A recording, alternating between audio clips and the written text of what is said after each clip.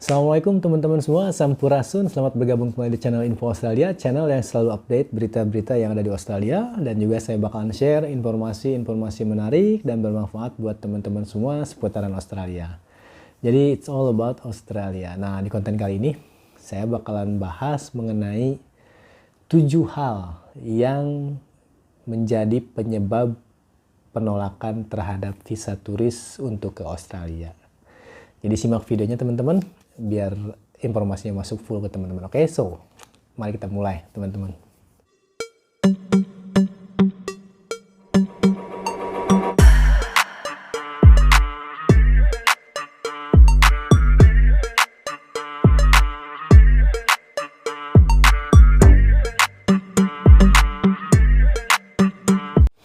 Oke teman-teman, sebelumnya saya mau konfirmasi dulu nih buat teman-teman yang nge-follow saya, kan itu saya agak di private ininya. Saya sebelum nge-confirm buat teman-teman, saya cek dulu ya. Jadi hampir semua nih ada 100 lebih ya semenjak saya bikin akun YouTube beberapa bulan yang lalu, kan banyak udah nge-follow Instagram saya gitu kan. Ada beberapa puluh atau berapa ratus ya. Saya itu cek satu-satu teman-teman. Jadi kalau ada yang misalnya aset, saya ngelihat nih, diklik asetnya, oh followernya segini, atau postingnya gini, oh berarti kayak genuine, kayak normal account ya. Tapi kalau ada akun yang agak mencurigakan nih, followernya 10.000, sementara dia nggak pernah nge-posting satu pun, kosong postingannya, saya nggak confirm dulu ya, takut agak mencurigakan dulu ya. Jadi buat teman-teman, kalau yang genuine saya lihat itu kan ya saya confirm buat teman-teman ya, mengenai follower di Instagram. Baik lagi ke konten teman-teman biar cepet. Ada 7 hal nih yang bisa menjadi penyebab penolakan visa turis teman-teman. Jadi saya cepat aja ya. Yang pertama itu si Australia ini punya list negara-negara dengan beresiko tinggi. Bukan si Australia doang sih, umumnya di setiap negara seperti itu. Jadi bukan umumnya di setiap negara, jadi setiap negara-negara maju maksudnya ya. Negara-negara maju ya seperti Inggris, Jerman, Amerika atau apapun, mereka punya daftar negara-negara yang di blacklist lah kalau kata ininya, negara-negara yang beresiko untuk negaranya sendiri. Jadi ditandain, oh misalnya kalau Indonesia sih tidak termasuk untuk Australia, jadi aman ya. Jadi kalau teman-teman apply-nya dari negara yang beresiko tinggi buat negara Australia, itu kemungkinan besar aplikasi visanya ditolak, sangat-sangat besar kemungkinannya teman-teman. Nah yang kedua yaitu dari riwayat penolakan visa. Nah, si government Australia ini melihat nih record teman-teman. Kalau teman-teman pernah ditolak visanya, misalnya beberapa tahun yang lalu, pernah ditolak oleh imigrasi Australia untuk mengajukan visa apapun, itu ada recordnya teman-teman. Dan itu sangat-sangat berpengaruh untuk apply selanjutnya. Itu bisa dilihat dan itu chance-nya sangat sedikit untuk bisa di-approve untuk visa yang di-apply-nya. Jadi si Australia ini melihat misalnya teman-teman nge-apply 2 tahun kemarin visa turis. Nah, si visa turisnya ditolak.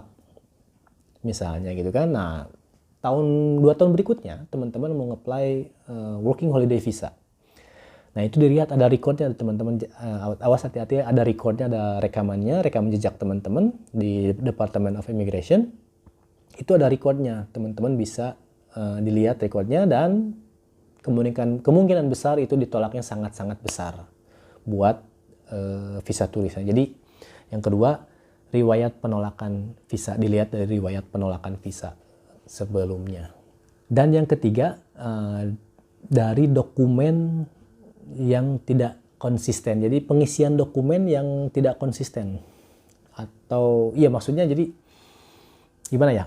Teman-teman ngisi dokumen nih atau ngisi data pribadi teman-teman tapi tidak tidak ada yang match gitu kan. Misalnya kerja di sini 2 tahun, terus kerja di sini 2 tahun, terus ada gap beberapa tahun itu kan, ini ngapain itu kan, terus ini salah nih, kok ini kerja di sini 2 tahun tapi di sini udah mulai seperti itu ya. Jadi salah tanggal atau apa gitu kan, menjelaskan apa, itu bisa jadi masalah juga buat visa turis, aplikasi visa turisnya.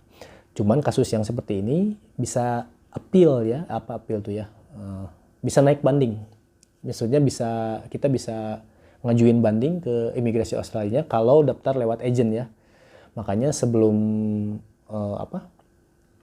sebelum apply visa turisnya itu mendingan ngobrol-ngobrol dulu sama agent kalau ada yang apa gitu kan, dokumen-dokumen yang kurang pasti seperti itu ya teman-teman. Jadi dari yang ketiga ini dari pengisian dokumen yang salah atau dokumen yang tidak konsisten ke penjelasannya, tidak ngepas, tidak nge-match ya. Jadi tapi itu tidak terlalu beresiko, itu bisa dinaik banding. Itu fungsi dari si migration agent tuh dari situ ya. Kalau apply sendiri kan kita agak susah naik banding nih, ngirim email harus pakai bahasa Inggris apa, kita agak susah juga ya ngejelasin apa-apanya gitu kan. Cuman kalau pakai agent, nah itu si agent bisa appeal, bisa banding gitu kan ke si Department of Immigration, bisa ngejelasin bahwa ini ada kesalahan penulisan gini yang benar itu ini kayak gitu ya. Jadi si tugas immigration agent itu seperti itu ya, bisa dibanding ke immigration Australianya gitu kan. Nah itu yang ketiga dari dokumen yang tidak konsisten. Nah ini yang sekarang yang keempat ini yang paling umum di Australia, maksudnya yang paling banyak ditolak visa-visa turisnya itu gara-gara poin nomor 4 ini, yaitu kurangnya bukti pendukung kelayakan. Apa sih kurangnya bukti pendukung kelayakan itu? Jadi dilihat bisa dari segi financial, dilihat dari rekening tabungan teman-teman, itu sangat bisa juga. Dan dilihat dari kalau membuktikan teman-teman kalau teman-teman itu genuine visitor. Jadi menunjukkan kalau teman-teman itu bakalan balik lagi ke Indonesia. Jadi ini hanya kunjungan sementara gitu kan ke Australia, itu hanya untuk berkunjung dan membuktikan harus balik lagi ke Indonesia dengan membuktikan contohnya misalnya ngelampirin surat keterangan bekerja di perusahaan ini apa gitu kan. Terus ngelampirin kartu keluarga kalau teman-teman punya keluarga di Indonesia gitu kan. Terus kalau bisa itu punya aset apapun di Indonesia, punya rumah, punya tanah atau punya apapun, coba lampirkan.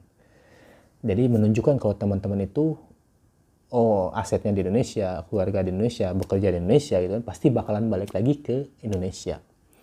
Nah, si poin nomor 4 ini yang paling umum dari penolakan visa itu dari kasus yang ini nomor 4 ini. Jadi kurangnya finansial kelayakan, dari kerjaan, terus dari aset-aset yang mereka punya, teman-teman punya gitu kan di Indonesia. Nah, yang kelima yaitu ngelampirin dokumen palsu.